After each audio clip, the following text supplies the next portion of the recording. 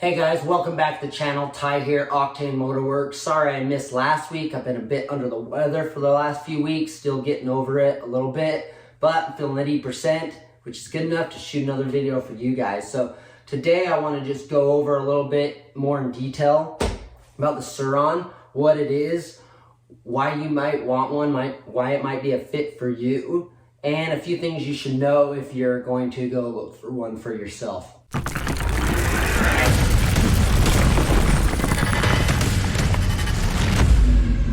So this is a 2021 Light B XX, which means it does have an upgraded controller unit, and I'll give you a close-up of that in a little bit here. And this is from Cycle, and pretty much it's the same as the Light B with a couple modifications. One, the controller is upgraded, and two, they do a bypass on the battery to keep the torque a little bit more throughout the power cycle. Other than that, pretty much everything you see is the same on a Light B. You may also have seen the Segway X260 bike. That is identical to the Sur Ron. So let me back up a little bit and let's talk about what the Sur Ron is. So the Sur Ron is, as you can see, it looks a lot like a downhill mountain bike, but it's fully electric. You can get a pedal kit for it if you want to replace the pegs and you want to put a pedal kit in here. I wouldn't say it's that comparable to a full e-bike, mountain bike. The stroke is not that great, but if you do want a pedal kit and you want to be able to get around if your battery does die, that is an option for you. The main thing is to keep an eye on your distance, and you'll be fine. So as long as you know your trails and where you're headed and how long it is.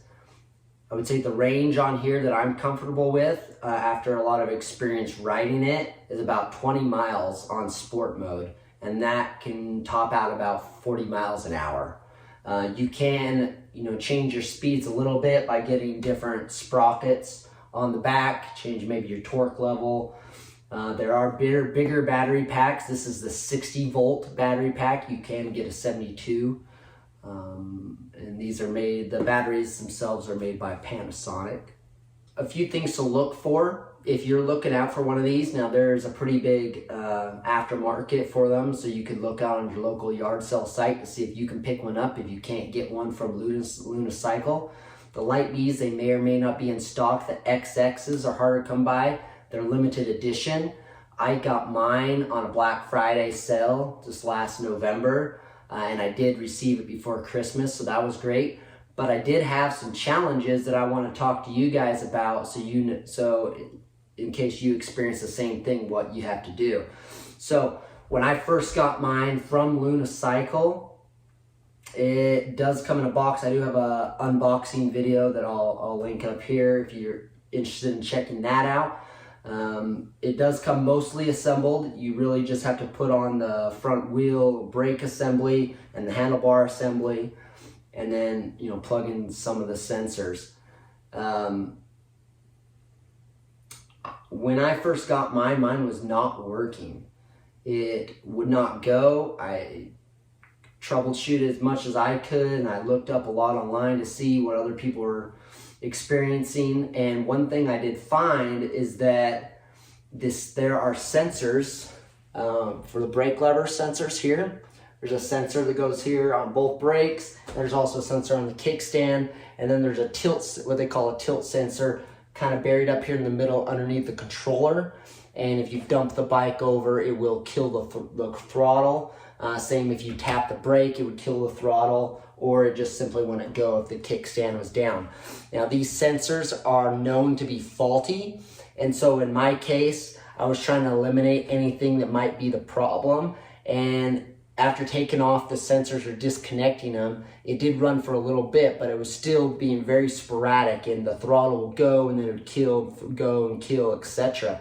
Turned out to be the controller unit itself from Luna. They sent out a bad controller. It sounded like when they sent out these XX units around Christmas time, they did send out a bad batch of controller units. So what I ended up doing to make sure I could prove that that was the problem through Luna, I did work with their support team. They give you a lot of things to troubleshoot, like the sensors, things like that. When all that failed, what I ended up doing is I found a stock controller unit for the Light Bee on a local yard sale site. I picked it up from the guy. I installed it instead in place of the XX controller, and everything worked fine. And once I explained that to Luna, you know, hey, I put a stock controller on it. They did issue a RMA for the XX controller. As soon as they got the shipping label that showed that I was shipping it, or I dropped it off at FedEx to ship back to them, they sent me immediately the replacement unit. So I didn't have to wait for them to get it and then for them to ship it. So that was actually handy. I will give props to Luna Cycle for that. But again, a bad batch, and as some of you got the XX may have experienced the same thing. So after I got the controller, I pretty much had no issues. I did, after that, decide I was going to put back some of my sensors, the brakes, because the controller can be programmed by doing a sequence with any of the sensors, whether that is the brake sensors or the kickstand sensors, and I had removed all of mine during my troubleshooting period. But when I went to put on the sensors again, at least this brake is the one I wanted to put back on, my sensor was damaged at that point. So I can no longer program my controller, but there are a couple things that you can do with it. You can change what they call the regen mode on the controller, which basically adds braking power, almost like a compression motor brake, which is really nice in the trails. There's several levels of it. You have regen mode 1, 2, and 3, and those regen modes will actually recharge the battery as well. So they give you more braking power going downhill, or just simply when you let off the throttle, it slows the motor down and does start to recharge the battery a little bit. If you're on a hill, that would give you more recharge ability. So there's 3 levels, level 1, 2, and 3, and depending on the number of pulls you do, there's like a 1, 2, 3, 4, 5, 6, 7 hold, etc. I will actually put flash up on the screen here those sequences, so you can change that for yours, and I'll put them in the description below as well, so you have those for reference. But I found playing around with regen mode when I did have my sensors working is that max regen is what the stock controller comes with, which is level 3. That's actually my preference. I've tried all the modes you can actually turn off completely, so it's freewheel spinning, and I found that I really like full regen. And the reason why is because when you're going through a single track and you're ripping through those turns and you let off the throttle, it actually give you some braking where you don't have to brake, which is really, really nice. And so that's my preference. Another trick, if you're in a situation on a trail where you do need a little bit of freewheel spin, you can just simply crack the throttle. So even with the controller programmed in full regen mode, if your key is on and you're going and you crack the throttle, it'll actually put it in the freewheel mode. And then obviously if you give it more throttle, then you're gonna propel yourself forward. So that's a little trick that I picked up over riding it, and again, my preference, full regen mode, and then if you need to freewheel it, you can just crack the throttle a little bit. So that's something to know, and it's come in pretty handy. There's another few things that you should look for if you're buying maybe a used unit. Look at your fork. Now, this has the Volcano fork on it, and it's a pretty decent fork system. It does have rebound compression on it, and it does have some adjustments you can be made on the top. Now, what I found is some of the aftermarket, the older units, I should say, they come with a killer. It says a Killa. I'll flash a picture up here so you guys can see what it looks like. But the Killa unit is not a full inverted shock system like more motocross like this is with the high fender. It actually is more the typical downhill bike, has the little bridge right over here, and the rebound is really bad. Like at full droop, it does slam the bottom. And my brother has one of these, and he's a really good rider, and every time he goes out, he says, my fork is garbage, I need to get a new one. So we just didn't know at the time when he picked up his, because he picked us up in the used market. And the truth is the used market, they're gonna cost you about the same as a new one. So if you can get a new one, I'd recommend you do that. If you can get one in stock from Lunicycle, or you know of another supplier that you can get one, do that. You're gonna be better off. You're gonna have to support a Luna, and you're gonna have a brand new unit. But if you're in the market and you want one now, you don't want to wait, go look at the aftermarket. Some things that are nice about going used market is if you can get it a little bit cheaper, then you can throw some mods on it, and you can bring it up to speed and make it just as quick, if not better, than the XX unit. I went with the XX because it was on sale for Black Friday sale. It was about the same price as the normal unit. And it's got like twice the power right out of the gate. But you can get upgraded controllers that are even better than this one. The back controller, the back 4000, the back 8000, depending on what kind of build you want to do, whether you're doing a supermoto or you're doing a off-road only setup. You know, you guys can research that and see what's best for you. The back units are even more programmable, where you could really reprogram the regen modes depending on speed and different parameters. And so if you want to take it to that level, I would recommend looking into that. Maybe not spend a little bit extra for XX, get the other one and then add to it. But if you want some out of the gate, XX is fantastic, but I would make sure even the light B is fantastic, honestly. If you get a different sprocket for the rear, you can just add just enough torque. You may not have the top speed of the XX, but you're gonna have enough torque for the single track. But take a look at that shock. Make sure you're not getting that killer shock. It's really a piece of crap. The Volcano is actually pretty good, and you can send these in to some companies and get them tuned specifically for the weight on the Sur Ron, and I might be doing that to mine. There are even better shocks than this, obviously. You get into the aftermarket and you get like Dorados and some other things that are really built to handle some abuse. That may be the way to go. This one's gonna hold up for me for a while. Like I said, my brother, he's got the killer. He's a better rider than me. He's probably gonna go with an even, better, more high-end fork, because he's in his past life a downhill mountain biker. So he really knows how to handle the shocks and tune them and get it set up to how he rides. So just some things to note when you're looking for me, I'm just kind of getting into this world, and I've ridden motorcycles most of my life, but this is a totally different animal, and it's not a replacement for bikes. I'm never going to say that this is going to replace my dirt bike, because it has a place. And we like to go on the sand dunes a lot, and the dirt bike just has all the power in the world for the sand dunes. These are not going to do great on the sand, but most of the time, most places you go, you can take this out. It's so much more convenient. You just grab it and go and rip. And just instantly getting on this bike, I feel like a better rider right out of the gate, because it's so light. I mean, you can just whip this around.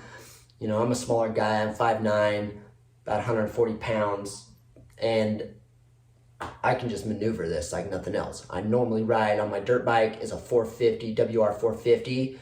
Heavy bike, right? Bigger bike than I should probably ride, but I like having the extra power. I like having the extra suspension, especially when I'm at the sand dunes. And so that's what I like for that. But on a single track on my dirt bike, it's too much for my size. I could use something a little smaller. So, maybe someday I'll consider getting like a 2-stroke KTM or something that's a little lighter weight and still has quite a bit of power, but maybe that's down the road in the future. But this thing is bad. Like, my goal with this is to literally take it anywhere I go, and just have it in case you need to pop out and do a session, because it's so easy to deal with. It's about 110 pounds with the battery, and I'd say I'd have to weigh it, but the battery is probably like 30 or 40 pounds. So, you know, the bike alone without the battery is actually pretty light. So, well, let's, I'm gonna grab the camera here and I'm gonna show you a couple things up close.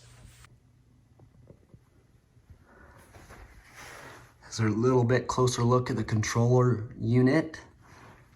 And here's that volcano shock up close. Those sensors I was talking about come right off the bottom here. Again, this one I do have plugged in, but my sensor's faulty, and the other one I damaged while I was trying to troubleshoot it, and I didn't realize, so you guys don't make this mistake, is there is a little Allen key set screw at the bottom. Make sure you loosen that before you loosen it out of here, or you'll strip the threads, which is what I did. So that sensor's junk now. It does come stock with this light. I have an upgraded light. I'll do that in another video with some other upgrades that I'm planning. It does have this little monitor panel, so if you turn, when you turn it on, you'll see it has a little speed. It will show your max speed for that session, and then your mile range since you reset it, and you can hold this down to reset it.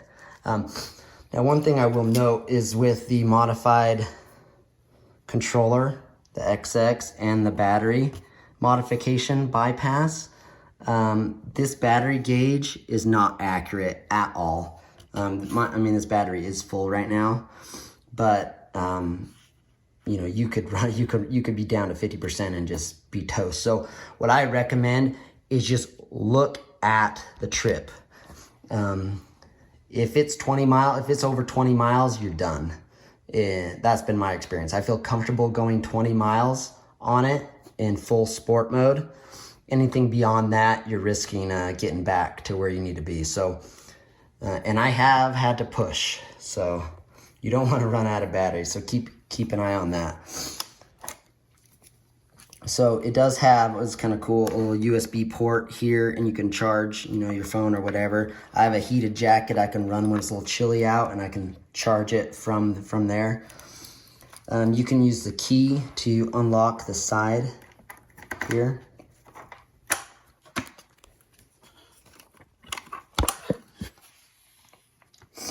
And in here you'll see there's a breaker in the back that you can turn the whole thing off when you're unplugging it.